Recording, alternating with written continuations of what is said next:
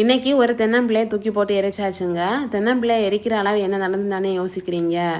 வயலில் பார்த்தீங்கன்னா தென்னை மரங்களை எல்லாம் வந்து 2-3 நாளுக்கு ஒருக்கா வந்து ரெகுலராக செக் பண்ணுறது வழக்கம். அந்த மாதிரி தான் 2 நாள் முன்னாடி பார்த்த தென்னம்பிள்ளை இன்னைக்கு போய் பார்த்தாச்சுன்னா இந்த இலைகள் எல்லாம் இந்த மாதிரி பழுப்பு நிறமாக இருந்தது. என்னன்னு சொல்லிட்டு மட்டையெல்லாம் நல்லா நீக்கி பார்த்தாச்சுன்னா வெளியே பார்த்தாச்சுன்னா தெரியல, வண்டு ஏதாவது யாரும் இருக்கா என்னன்னு பார்த்தா தெரியல. மட்டையெல்லாம் நீக்கிட்டு நல்லா பார்த்தாச்சுன்னா பார்த்தீங்கன்னா உள்ளாடி வண்டு, இது வந்து காண்டாமிருக வண்டு கிடையாது, சிவப்பு கூன் வந்துன்னு சொல்லக்கூடிய ஒரு வண்டு. காண்டாமிருக வண்டெல்லாம் தென்னம்பிள்ளையில யாரும் போது தெரியும், அந்த மட்டையெல்லாம் வந்து சமைச்சு துப்பி வெளியே போட்டிருக்கோம், அதை நம்ம வந்து ஈஸியாக கண்டுபிடிச்சிடலாம்.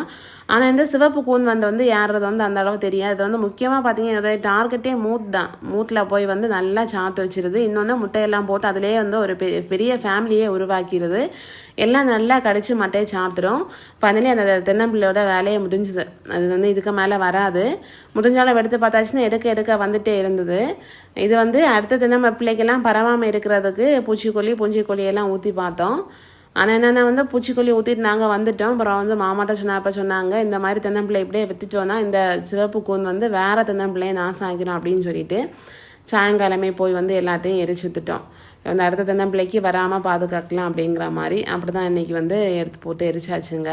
ரொம்ப கஷ்டமாக இருக்குது பார்க்குறதுக்கு. இப்படி தான் வந்து இந்த வண்டலாண்டை காப்பாற்றுறதே பெரிய விஷயமா இருக்குது.